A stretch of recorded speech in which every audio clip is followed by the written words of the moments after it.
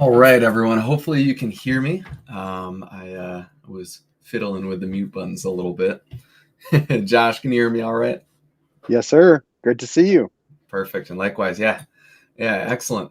Cool. And Seth, hopefully you can hear me now. I just saw a few people, but thank you everyone for joining us. We got people from all over the world. A lot of US based, but I see South Africa, I see India. And then I see a little bit of everywhere. So thank you everyone for joining today. We hope that this is going to be a good session for you. We're going to do our best for that. It's a huge topic, and we've had a lot of pickup and signups here. So hundreds of people signed up for this, and it really puts a lot of wind in our sails because this is something that we care deeply about, and that we've struggled with quite a bit in our career. And we think that beyond the marketing world where ICP has really lived, that this is coming more and more into the mind share of leaders, of individual contributors and executives everywhere. You know, how can we really leverage this over on the selling side or elsewhere on the GTM side or even product? And mostly we're going to be focusing on sales today and how it can interact with ICP, but we're going to also give a more organizational overview there. So real quick, I want to do just a fast intro. My name is Lane Hartman. I am the Senior Director of Marketing over here at Patri. Before Patri, I did marketing at a company called OpenGov, business to government. We sold a lot to local and state organizations. And then I also led the proposal team over there. And then this is my fifth SaaS company. I was a part of a company called Meraki that was purchased by Cisco. And then I was in the data governance space, master data management, went over into mobile app development, and then government. And now I'm here with Patri, and I've been across the go-to-market space as well, from support to sales to marketing. And that really kind of gave me a unique perspective on ICP. And I hope to bring some of that to you today. Josh, I'll kick it over to you for a quick intro as well. Wonderful. It's great to be with you all. We appreciate Rev Genius, the partnership that we have with this great organization. It's so great to see so many people from all over the world, some cities we've been part of and others we've not. So welcome to everybody. My name is Josh Ellers. I'm the CEO of Patri. We'll talk a little bit more about what we do later in the conversation. My background's in helping tech companies do business in complex markets. Prior to Patri, I led a big part of go-to-market at OpenGov. Lane and I actually worked together at that company, worked on my team. It was a great experience, so much so that he's with us again, and we're making a big difference in the market, which is a great experience. Prior to OpenGov, I did a couple things. I built the government business at a company called Qualtrics, which was known at the time as a research and a survey platform. And my job initially was to take that into the public sector, make it a public engagement technology. Continues today. There's a great team there working, and then did that for another company called Metalogics while I was at DC based Georgetown. We'll be talking today about a lot of the things we've learned over time, this aggregate experience of building up revenue streams within really interesting companies. We hope you find it really valuable. Our hope is that as you step into this conversation, you take 2 or 3 nuggets that are really valuable to your company and start ingesting them into your process. That's the hope with us in this conversation today. So with that, I'll kick it back to you, Lane. Excellent. Cool. So, with that, just a couple little bits of housekeeping. This is being recorded, and everyone will get a recording of this after the fact. I created these slides. I hope there's not a bunch of typos or anything in them, but I will be saving them as a PDF and also sending it out to everyone afterwards. There's a few kind of worksheety qualities to some of the slides and a few points in there. We're not going to just be reading from them, so they're not incredibly content dense because no one actually wants that, but you will have these as a resource. We're also very into content over here at Patri, and we have a number of ebooks. One that's in design right now, focused just on ICP, and then a few others that touch at certain key points that we're going to be talking about here. So I'm going to also send the links to those ebooks, just the landing pages where you can go and download them from us. They're all free as well after the fact. So let's quickly go over the agenda. Oh, and one other thing on the housekeeping side, there is a Q&A section in here.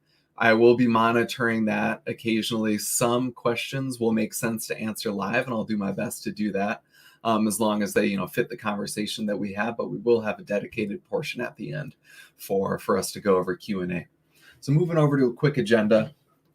First we're going to set the stage. What are we addressing with ICP? Why is it important?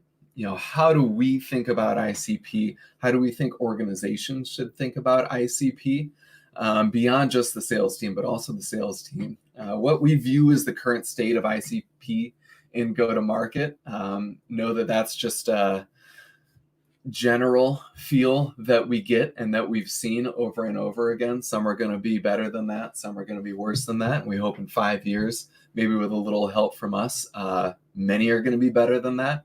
And then we'll have a little bit of a personal reflection for all of you as well. After that, we're going to break down the ICP. We like to talk about it as thinking like a CEO, even beyond just winnability. What should it mean for the whole organization when you're even looking at an individual deal or an individual opportunity?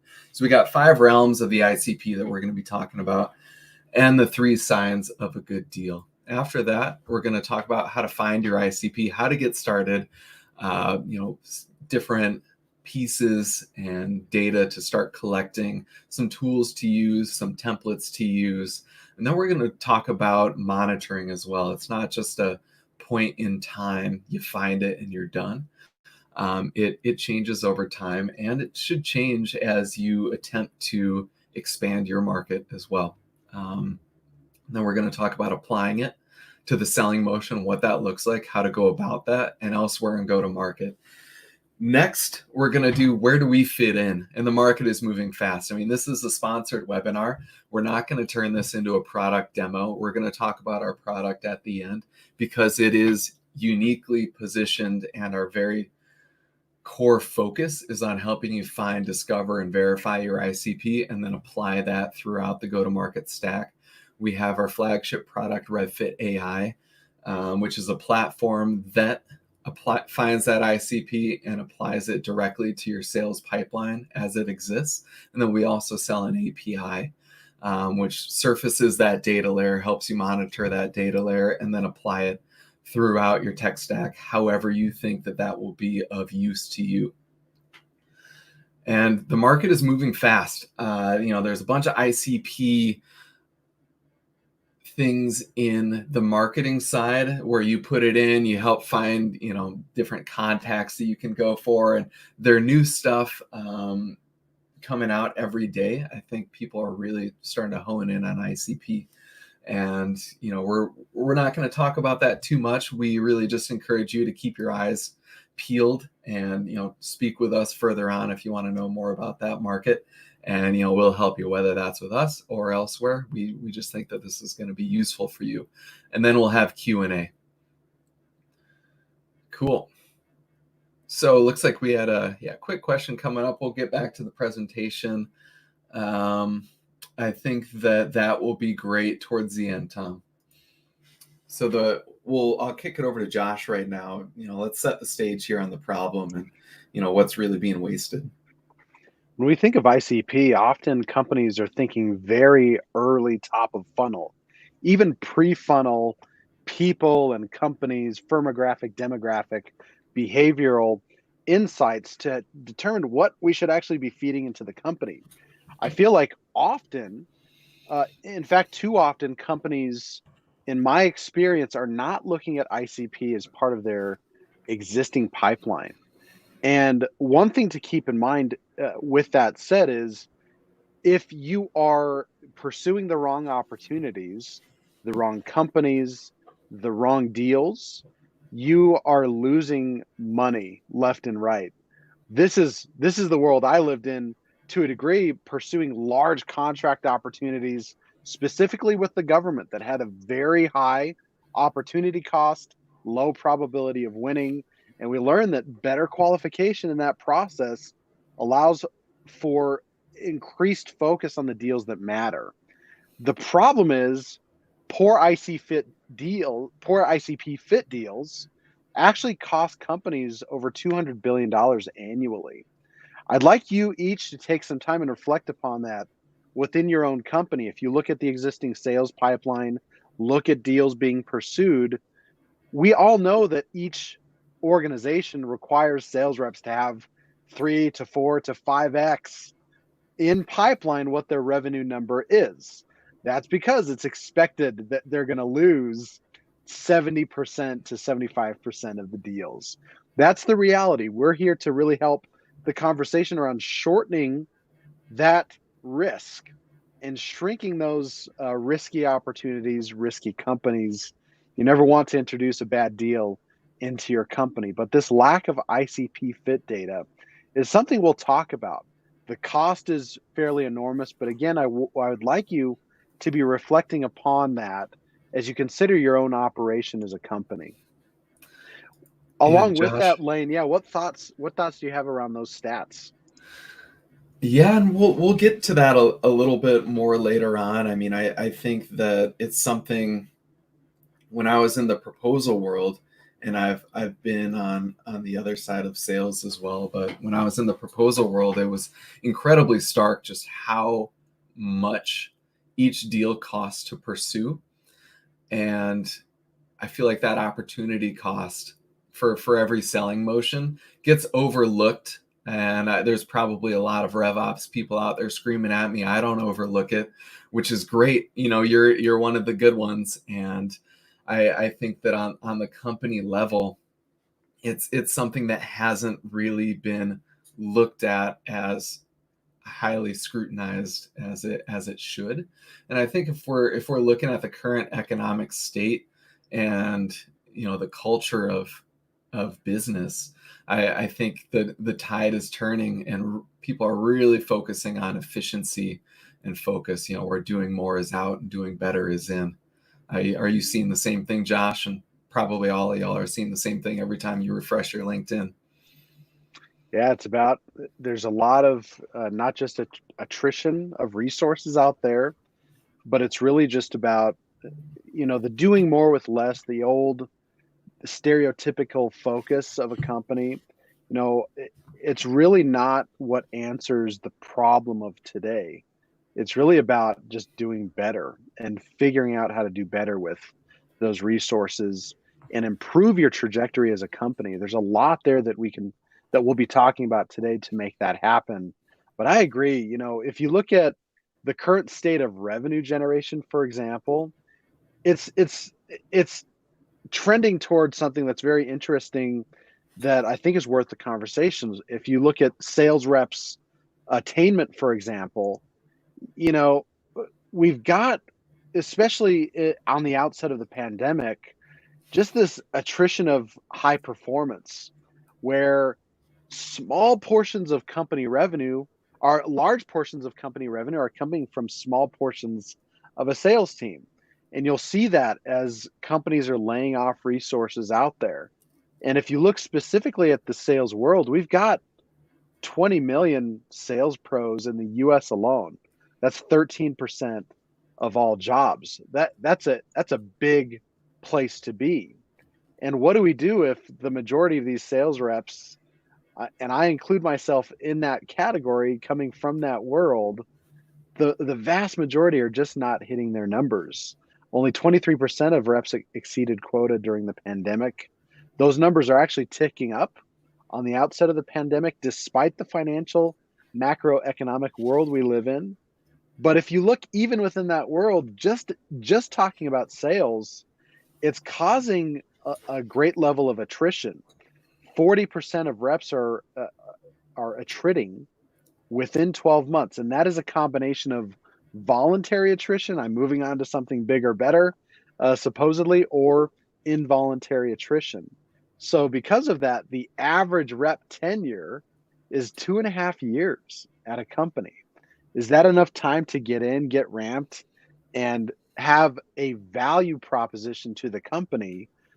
And as all of this is the case, a focus on ICP, not just identifying ICP, not just working toward getting into that market focus, but having a keen eye to monitor the ICP because of these circumstances we're in is going to be something that's very important for companies to look at.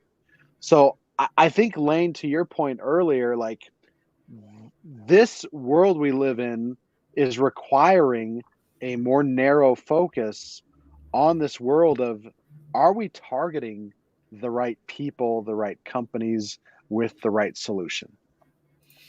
Yeah, absolutely. And I think, if we're looking at the effectiveness of a selling arm of an organization, there are two sides of the coin that I really look at. There's sales effectiveness there's sales efficiency and sales effectiveness. And what we're trying to shout on the mountaintop as far as ICP goes is a key part of sales efficiency is enabling teams with effective and usable data to effectively and efficiently prioritize their pipeline and know where they should go, and where they can really spend all of their time focusing on their effectiveness, focusing on the things that they can actually win. And I think that's where ICP really comes into play here. So, when we're talking about why we'd want to prioritize ICP, I'll just take a minute for a personal reflection on the audience. You can feel free to chat in your answers to some of these questions, or you can just reflect on your own and see where you're at with this in your organization and set the stage a little bit more.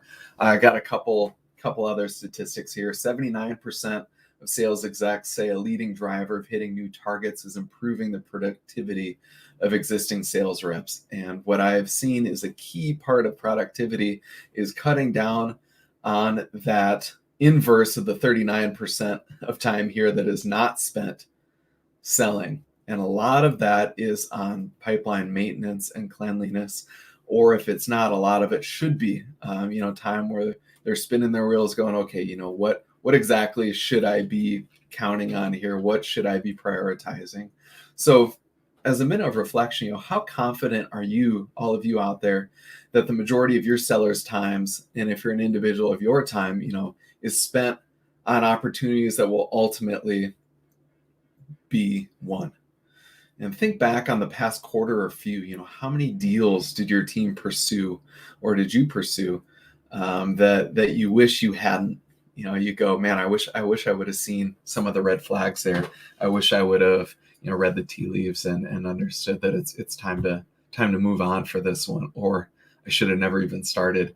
How confident are you in your ICP or in the feeling of what your ICP is, and then how much do you actually stick to it, or how much do you see it stuck to by others in your go-to-market organization?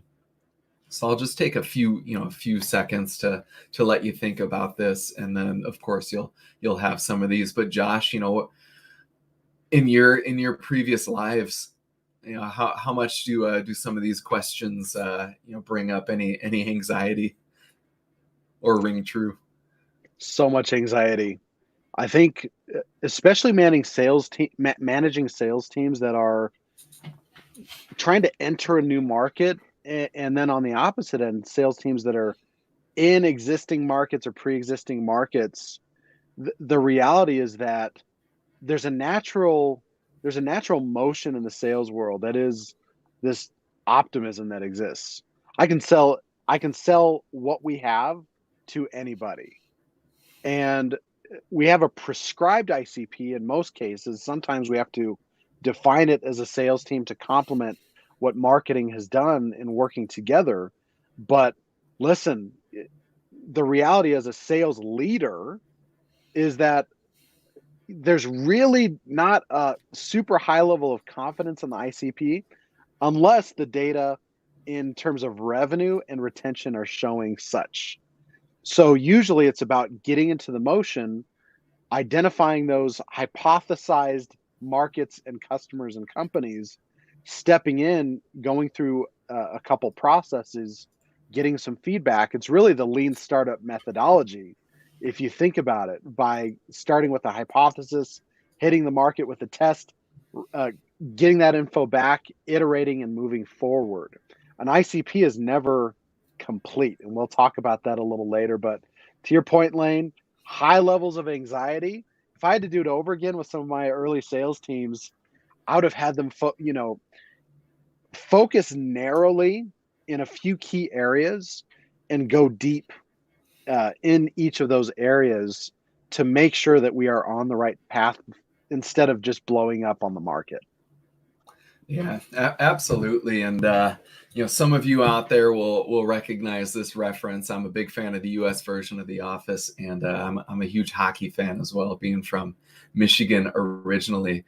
And something that I see as part of sales culture, and I think it's a good thing, is an effective seller. They're competitive. Many view themselves as athletes. They think they can win everything that they go into, and I think that's awesome.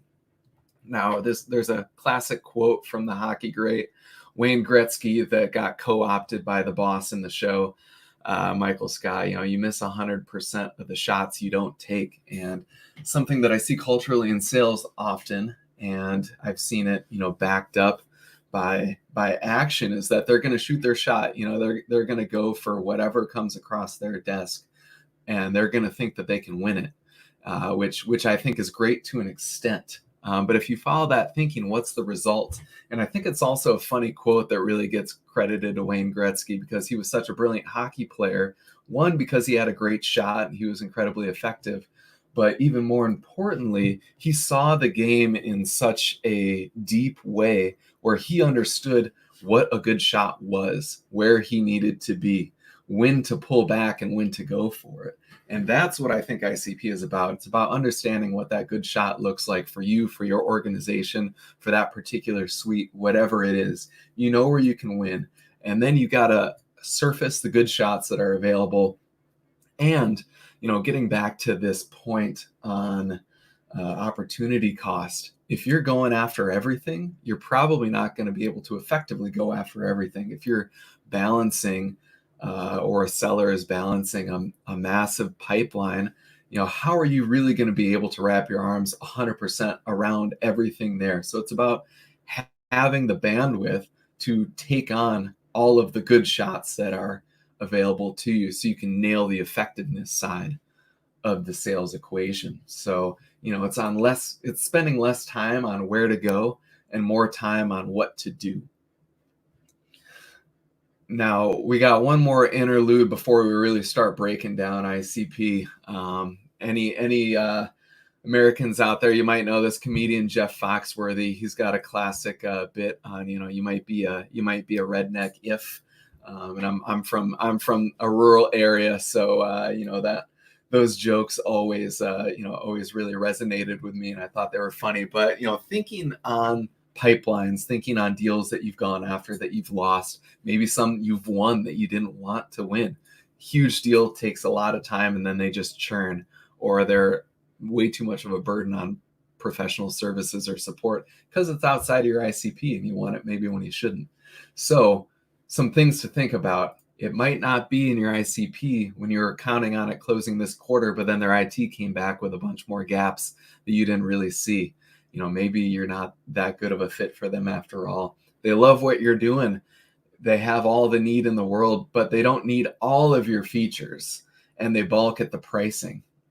Maybe they're a bit below market for you. It was your biggest deal ever last year, and this year it's probably going to churn. Maybe you shouldn't have gone after that thinking like a CEO.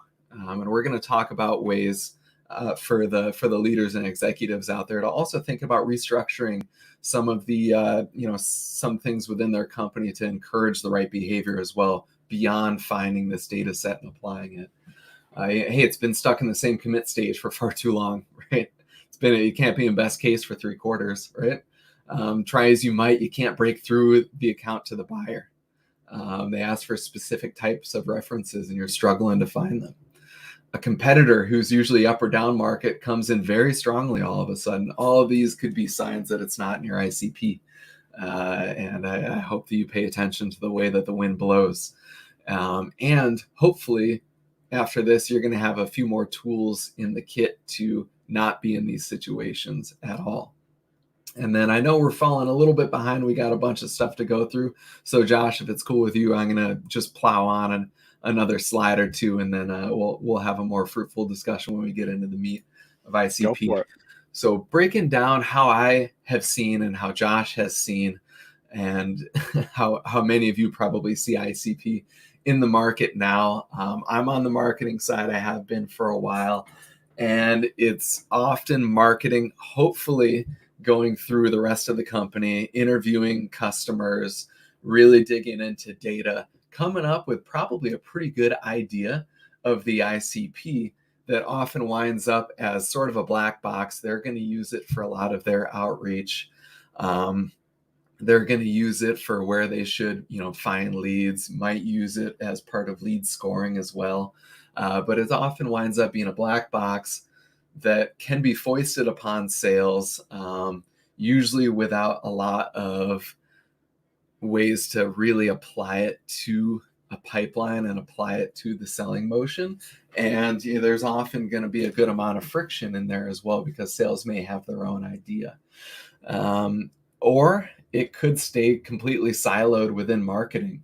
And then other teams talk about as a pie in the sky idea that they claw at but can't quite get to. And we were actually talking with a prospect the other week. Josh was on this call, and this really stuck out as well. He said, yeah, marketing, they got their own ICP.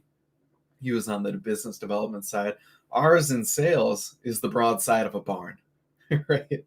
And marketing has told them what their ICP is, but effectively on the ground, it's still the broadside of a barn. They're going after what they're going after. And, they struggle a little bit trying to narrow that down in an effective way. So let's really break down the ICP. We're going to be talking about on 3 levels. I'm going to kick it over to Josh, but we'll have the organizational level, demographics and firmographics, and Ro. I'll try and pump it up for you then. And then we'll talk about on the contact level and the suite level as well. So Josh, I'll kick it over to you. Yeah, I love it. I think there are a lot of ways to look at ICP. You've got the firmographic intel, right, which is looking at the companies and the industries and things like that constitute what this looks like. You've also got behavioral, which is really about, what do these people care about? What do they think about? What are their pain points? What are their struggles? What are their successes? And then you've also got really the area of demographics about the person, right? So what we're talking about here is really simplifying the breakdown of the ICP.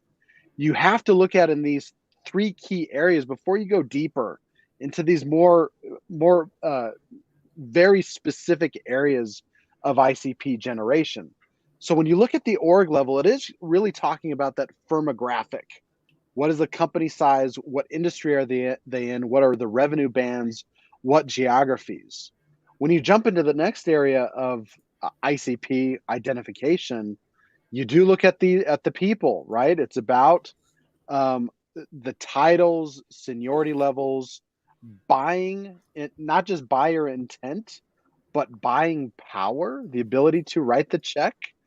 You look at how often or how long are these people in their roles. And then in the last area of ICP, it's really just about understanding, based on your product and the needs of those 2 types of focus areas, what product or set of products are going to be best for them. You might have multiple ICPs if that's the case. At OpenGov, we had a large number of buyers on the budgeting and performance side, chief budget officers, chief financial officers. And that was for one of our products that focused on finance and budget. On the other side of the market, though, we had civic engagement, mayors, city managers, and others for that product set.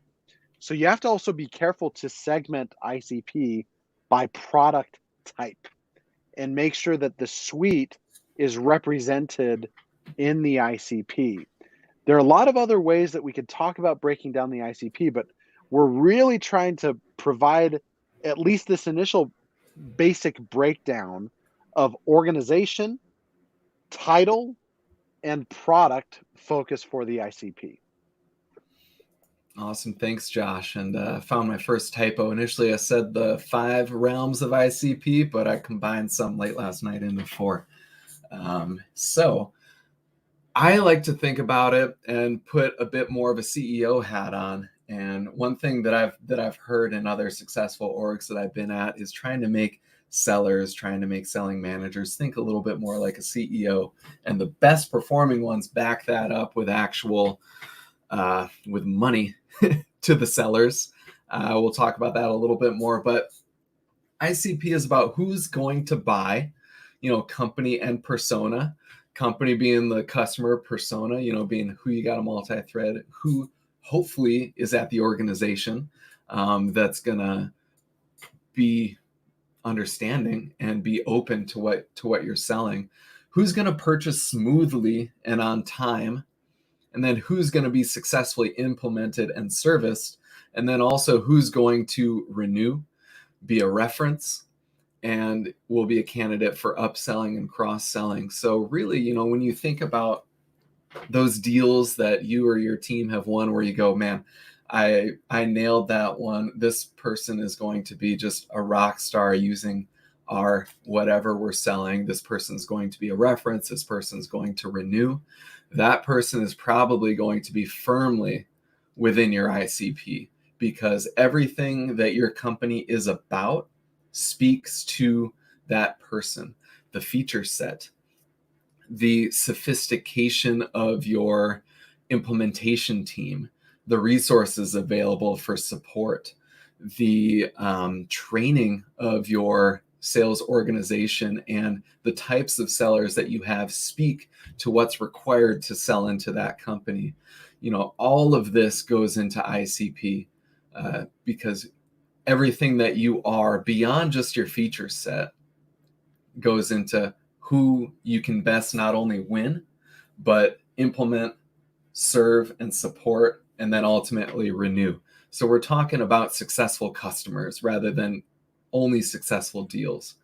And successful customers, if we are just talking about successful deals and those ICPs, those are the ones that are going to close. They're going to close on time, aka this quarter. Those are the ones that are going to help you hit your number. Those are the ones that are going to be dependable. Those are the ones that are going to make for a much better and more realistic and dependable forecast.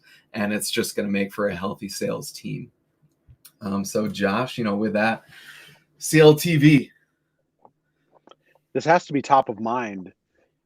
Again, back to that core, if the customer or prospect does not have the potential and all of the signals to become that golden customer, we have to be mindful to maybe hit the ejector seat in the process before we bring them on. This aligns with a comment looks like Gina posted from someone from the LinkedIn Live session. We have to stay on top of that because that motion of maintaining bad deals, ingesting bad customers into the company really hurts the lifetime value that we're looking for in a company. It's really about acquiring those high intent customers with all of the alignment that we need. Now, the question might hit us that, well, how do we know? How do we know that a customer is a good fit? How do we know that they're going to be a golden reference customer for us? How do we really know that they will be a high intent reference for us moving forward?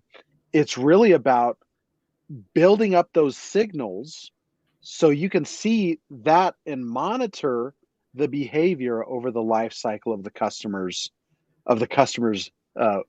time with you.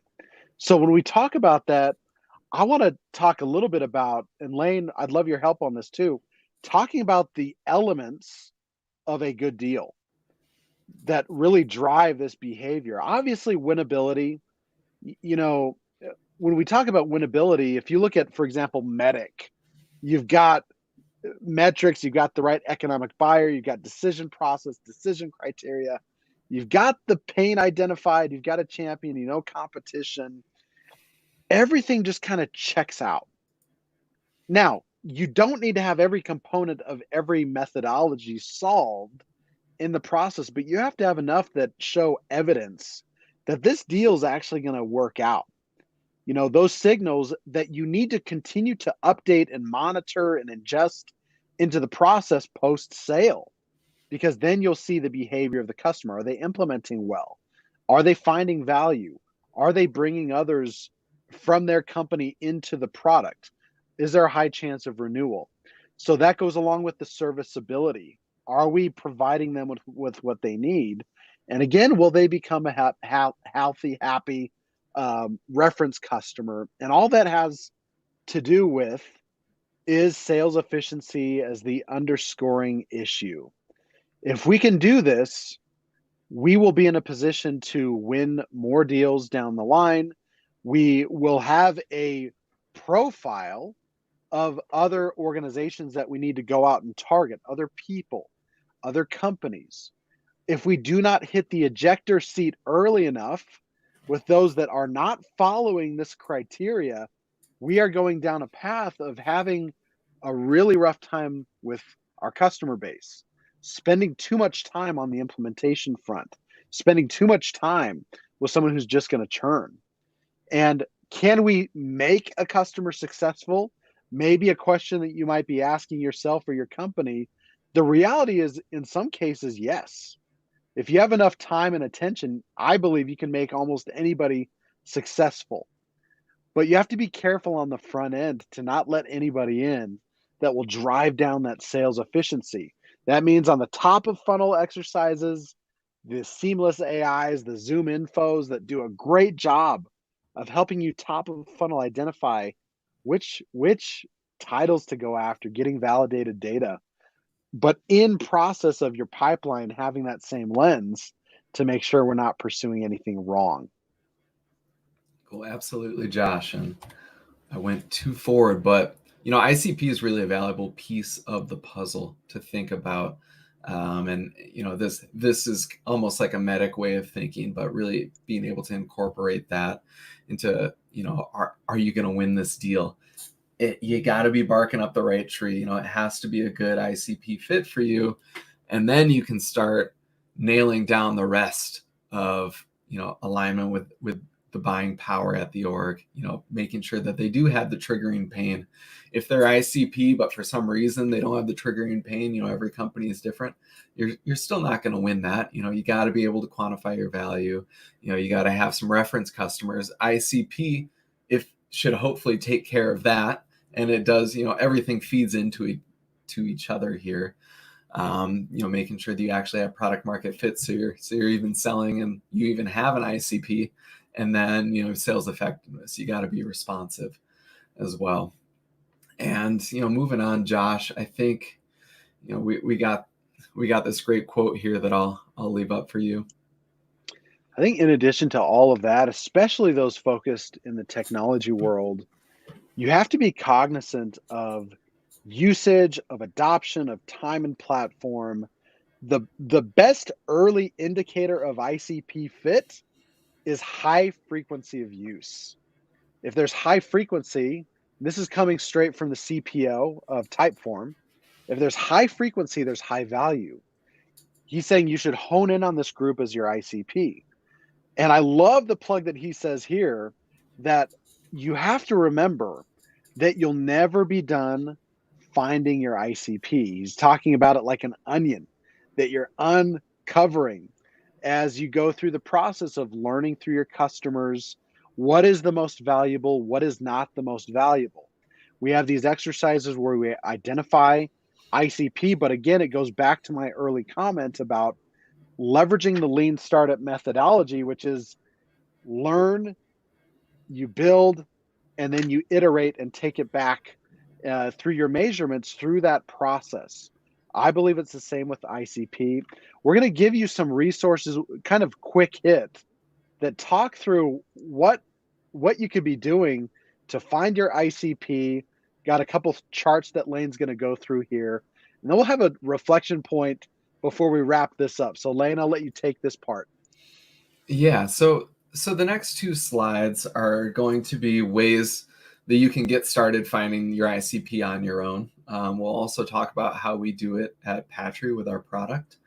But the very traditional process, and this is what marketing teams often follow, and I won't go through point by point, but it's going to be a lot of data gathering, customer satisfaction data, sending out surveys, conducting interviews, analyzing that data, drafting it up in PowerPoint, sharing it across the organization, incorporating feedback, having training sessions, and then revisiting it every 6 to 12 months, repeating the process, seeing how it's changing, seeing how accurate they actually were. This is great. A lot of companies do this. It works for a lot of companies. I encourage you to always be thinking in a way like this. If you don't have the bandwidth to do this right now, and it is difficult, I think we can anchor a little bit more on this next chart that I made. And again, we'll be sending this out to everyone.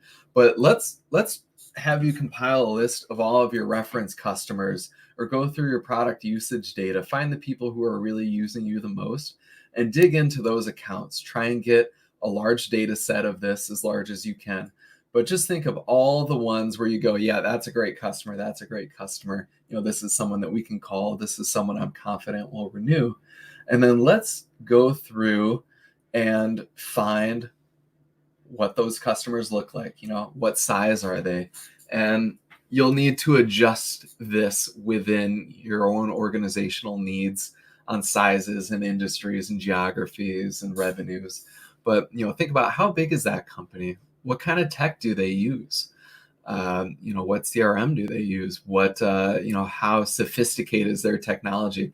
At OpenGov, we were selling to people who were still using COBOL, and they had stuff on green screens, and those were some of our key demos to upgrade them to the cloud.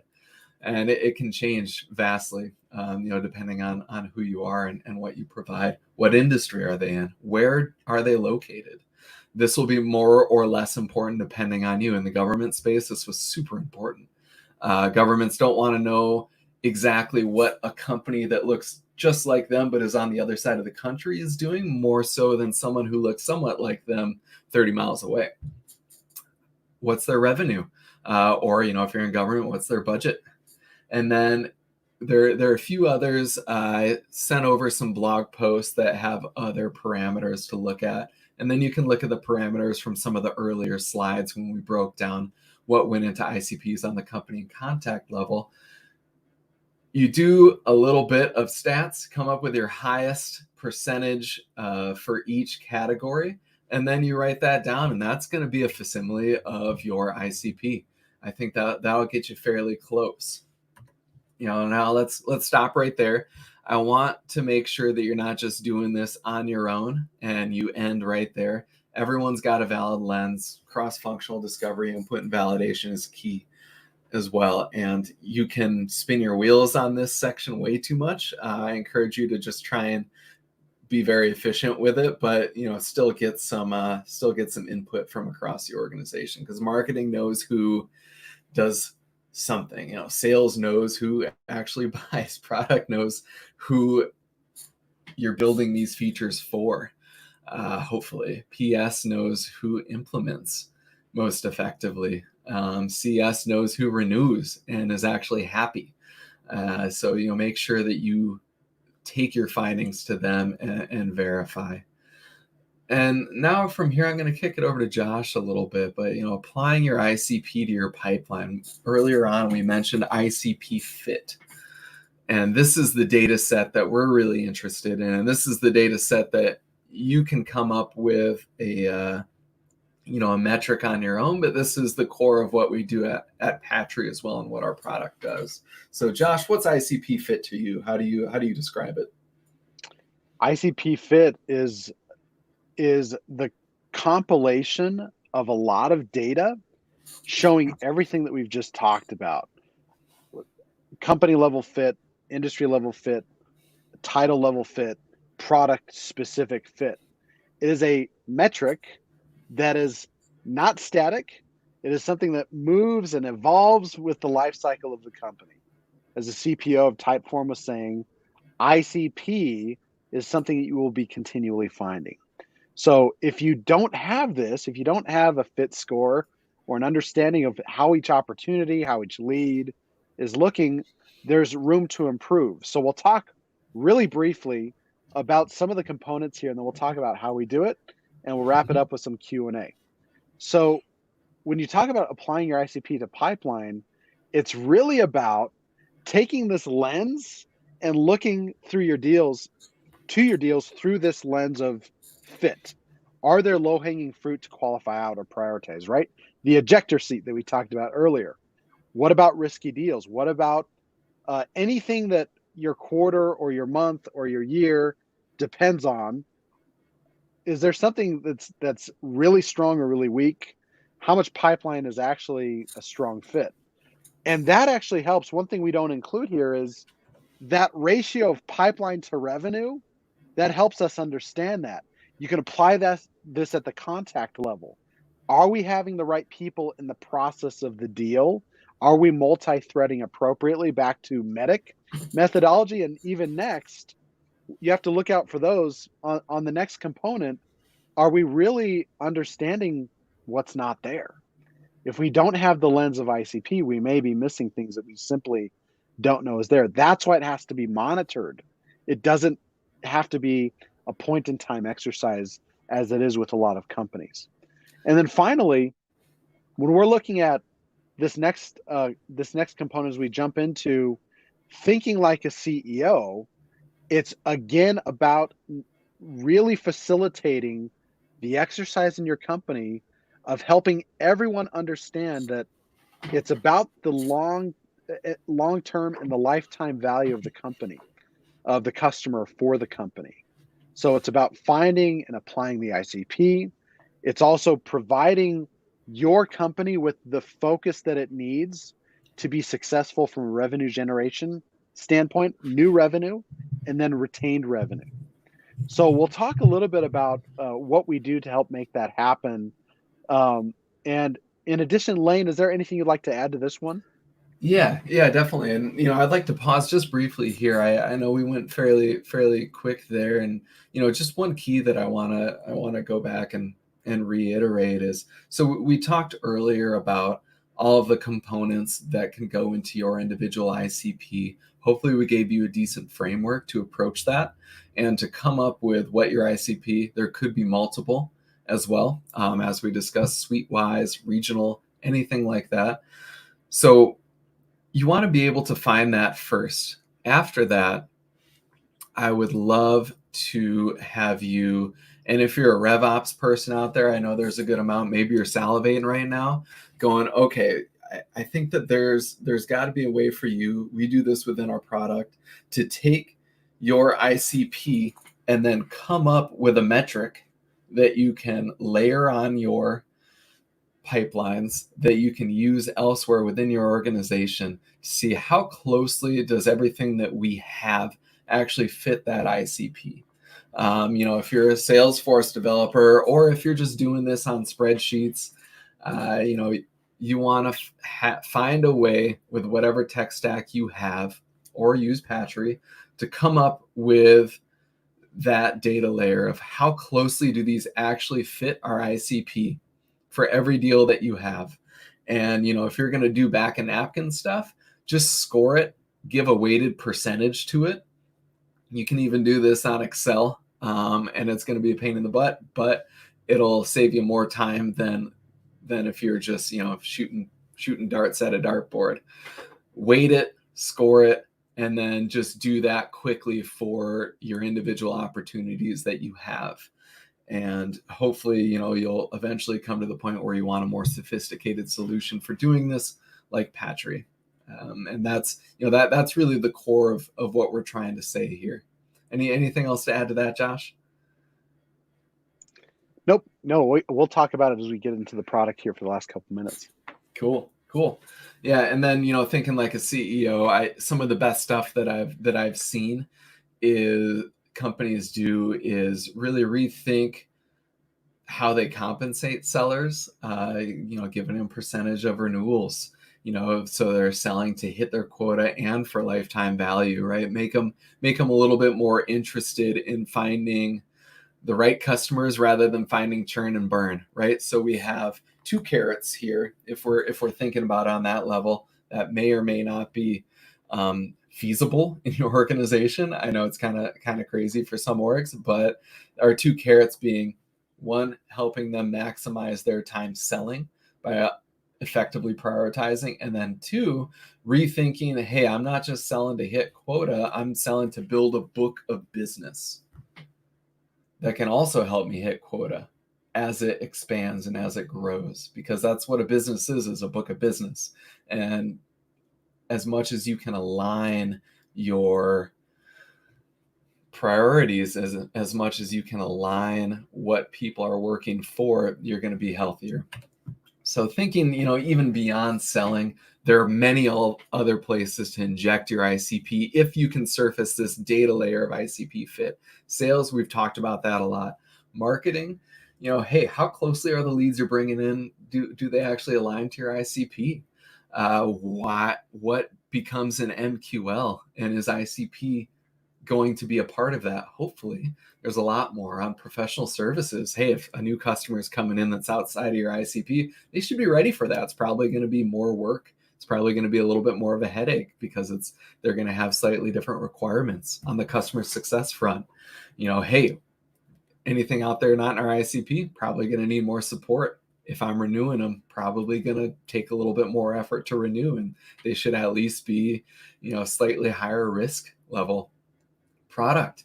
Is your actual ICP that you're effectively selling truly aligned to the features that you're creating? If you're monitoring your ICP over time, is it evolving in the way you thought it would? You're probably adding new features, adding sophistication with the with the effort to go up market or expand that ICP. Is that actually happening? How can you solidify your performance within that ICP? That's the other thing. And then, be pointed in how you want to expand your market by understanding where you are right now, how effective you are there, and then you can actually monitor that as it expands. So Josh, with that, we got 5 minutes. I'm going to answer some questions on chat, and then I'm going to let you really dig into Patri a little bit more and how exactly we help solve this. Yeah, we'll make it really quick too. I want to make sure we have time for anything else too. So if you look at this ICP data layer that we're talking about, we've got ways to do this within our suite. With RevFit AI, you can have machine learning powered insights to layer on top of your CRM intelligence. So pipeline forecast intelligence can have this layer of ICP fit to determine, is this deal viable? Is it a good fit? How are we projecting on forecast? We'll talk about that in a minute. Through the API, we'll get into a bit as well. And then for those of you that have RFP opportunities, we've got something that can help there. So on this next slide, Lane, within RevFit AI, it's really about adding this layer of ICP intelligence to what you have in a CRM. We know CRM data set is a swamp often. We're here to surface these insights, provide ICP intelligence as to which opportunities, which companies are the best fit. We'll provide fit scores, we'll provide forecast predictions. There's even a deals assistant that helps surface insights about the opportunity, recommend next steps. And if you look at that on the next slide, in terms of kind of how we do that, you'll have a visual here of the opportunity tracker. You'll have an ICP score generator delineating all of the components of the ICP ranked from the highest driver of ICP to the lowest, in addition to forecast predictions. And then on the next couple slides, we'll show exactly how we do that specifically to, if you could advance the slide lane, if Mhm. specific to showcasing ROI based on ejecting from bad deals. And then next slide, talking through exactly how we rank and prioritize opportunities based on this ICP fit score. There's a lot more that goes into it. You'll have our contact info at the back of this deck. In addition to RevFit AI, we've got the ICP Engine API that allows you to take this data layer and apply it in any area you would like to, from BI tools to CRM to other sales tech tools. And getting that out there in the world is going to be really viable. And that'll be shown on the next slide lane, as far as the ICP Engine API. And then finally, following that, we've got some intelligence here on the next slide that shows our contact info. So if you want to learn more about Patri, how we do this, our website is there. You can request a demo. You can sign up for RevFit AI, and we've got our contact info here. Lane, I'll pass it back to you to wrap it up.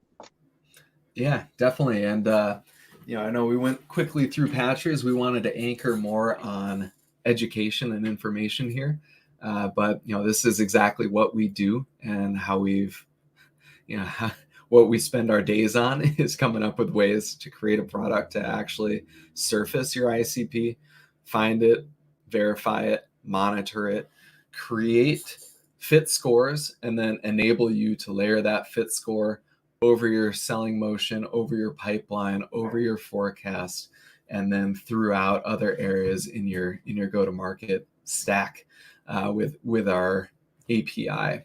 So we would love to discuss that more with you if you're interested. If not, that's fine. I hope that we gave you enough info to at least let you do some back of the napkin calculations, create your own thing in Salesforce, do whatever you need to do to get the benefits that we were talking about on finding your ICP, finding the fit of it, and then hey, maybe one day you'll be ready to work with us. So we do have a few questions here. I'm hoping to answer some of them. I know we got 1 minute left.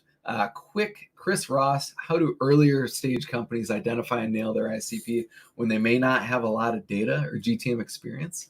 I think I would anchor on your stalwart customers, kind of what I was talking about in that chart slide of really nailing down, okay, we have a few references, we got a few good customers. Let's just find exactly what those look like and then apply that. I think that will be good. More data is always good, but you can just do the best with what you got. On Kavitha on LinkedIn, I hope I said your name right. What are the major key factors we need to follow when we find the ICP? Hopefully, I saw that was asked about 40 minutes ago. Hopefully, we answered that in the middle of those slides. Same with Almas. I sent you a quick chat on ICP fit scoring. Ro, the link to the deck, I don't have that available right now as a PDF. I haven't hosted it on the cloud yet, but I will send that as part of our follow-up, so you'll have that pretty quickly. And then, I think that is about it. I really thank all of y'all for joining us. I hope that you appreciated this conversation.